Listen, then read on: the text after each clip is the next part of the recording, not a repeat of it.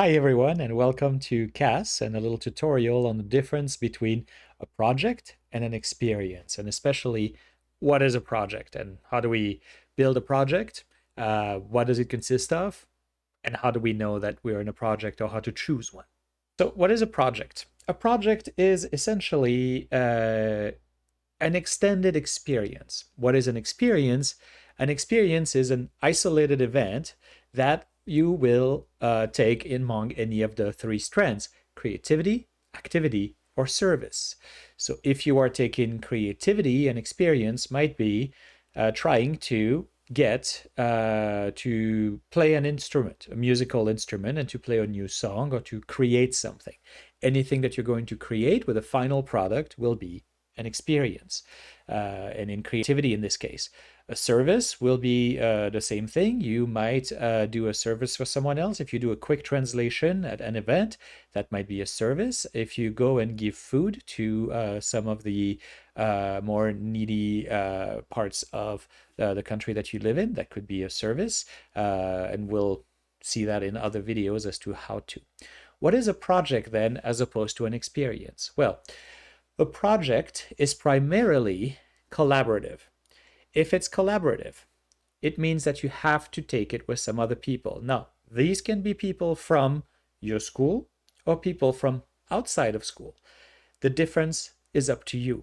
But you have to collaborate. So that learning objective number 3 is kind of a non-negotiable. You are going to have to collaborate.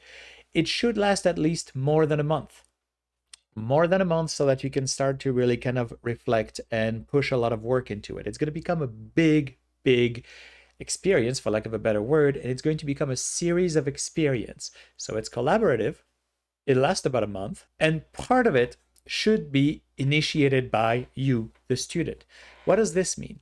That means that if you are in an after-school activity and you want to do a project. As an example, I will take the project of a community kitchen that wants to teach children how to cook.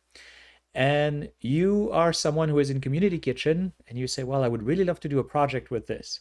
Well, your project could be several different things. One of them could be that you are the one coming up with the recipes. Great, fantastic. That is what you're in charge of. Now, someone else in community kitchen could be in charge, of the PR and doing a lot of the digital media.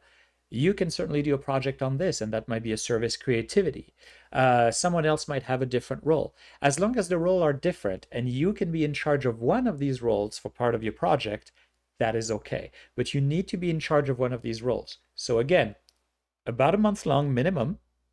It should be collaborative, and you should be in charge of one of these roles. Okay, so if you have all of these criteria, what's going to happen then is you have a project that you're going to build.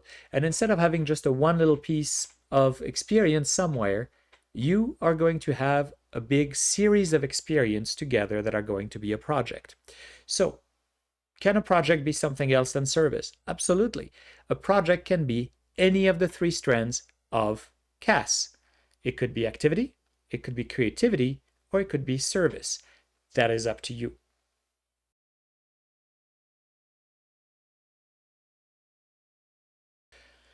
So the next part in this is choosing the learning objectives. Why am I going to choose learning objective? Well, you are going to choose those learning objectives to really frame what you want to do with this project. If I am in charge of the design in the team, which is going to be a creativity and service project blended together, two strands, one project, and that's something that I'm going to do. Great. How do I know which learning objective to choose? Well, I'm going to look at my learning objectives, and I'm going to go with what I think might serve my reflection best. So, as an example, this is a service. I'm probably going to have to make some ethics of choices. So with these ethics of choices, learning objective number 7 is going to come in really handy. I'm going to have to choose learning objective number 7. Now, collaborative learning objective number 3 is going to become very important as well. So what does it mean when I do one versus the other? Do I choose only 2? Can I choose 3? Learning objectives are fluid in your experiences and your projects. Remember this. That means that you can, at any point, change them. Once you've chosen them, doesn't mean that you have to stick with them. We ask you to stick with two so you don't become overwhelmed with everything else. Start with two that you believe you start with. If during the project or an experience things change, you can change and edit your experience. If you need help with this, we'll be happy to help you with this. Okay, but those learning objectives are going to help you frame what you believe your project is at the beginning, and the project might take a different outcome, right? It could be the learning objective number two, and I'm going to realize what I need to do when I encounter difficulties, when I don't know what to do, when things kind of fall apart. For years in the past, it has been, well, COVID started. What do we do next? And a lot of projects had to move to online. So, how do we do this? Well, it's fairly simple.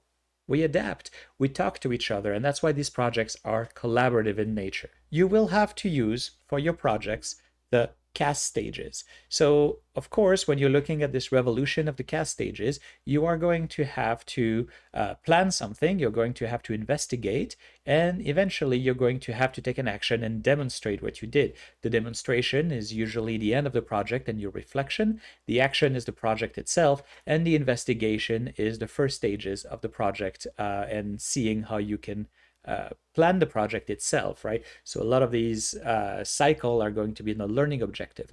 The last thing that we want with your project is to make sure that you are safe when you initiate this project. If we believe that your safety would be at risk, we would not allow you to do this project. That's why we have to kind of approve your projects before they are on, especially for service project. Now, creativity and activity project can usually be done, but we still need to approve them before you go on with the project. So having your project plan, having a good theme of what you're going to do, knowing which strand or strands you're going to use during your project will be the building blocks of this.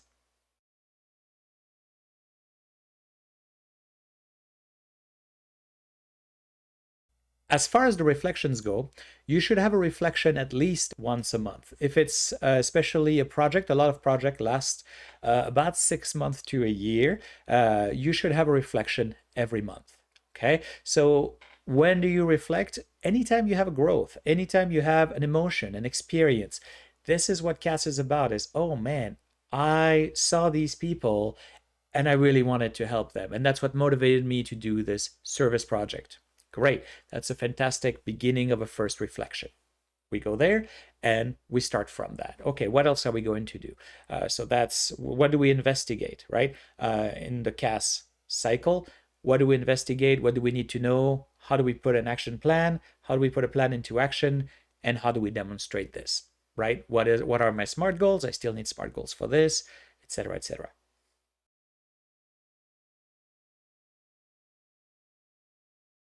Please talk to the grade 12 so it's not just me telling you this. Start early.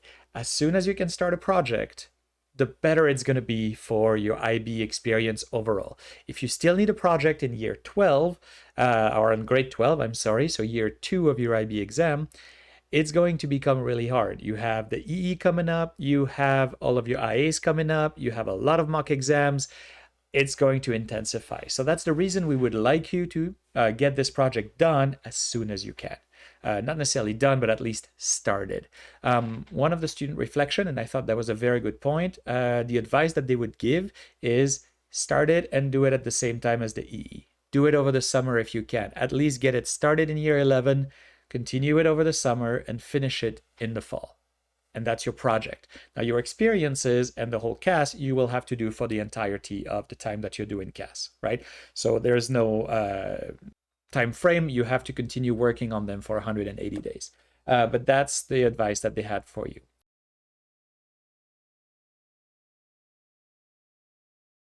Okay, so to start the project, the first thing I would tell you is to make sure that you have a project that you're going to enjoy and that you're going to see through, is to make sure that you are passionate or that you are interested in this project. And when I say you are interested, I don't mean that your friends told you that you should be interested in it. I don't mean that a teacher told you, hey, this would be good for you. And maybe it is. And if a teacher told you, hey, you should do this, and you're like, oh, that's a great idea. Yeah, I'm really happy about this, by all means. But if a teacher tells you, well, maybe you should do this, and you're like, I don't know, that might be a sign that you might want something else for your project. If you're hesitating between two, look inwards. what should I do? What is my project about? What am I as a person? Where do I want to grow? What risk do I want to take? Where do I want to go with all of this, right? That's what CAS is about. CAS is about you finding something that you enjoy to balance you with the whole of IB. This is not about just checking some boxes. This is about you finding out what you like. And a project is part of this. It's a collaboration in a theme that you like and somewhere where you'd like to explore that you wouldn't have the opportunity otherwise. So hopefully, this project will be something that you really appreciate and that you really love. Thank you very much. I hope this helped. If you have any more questions, please contact me. Thank you.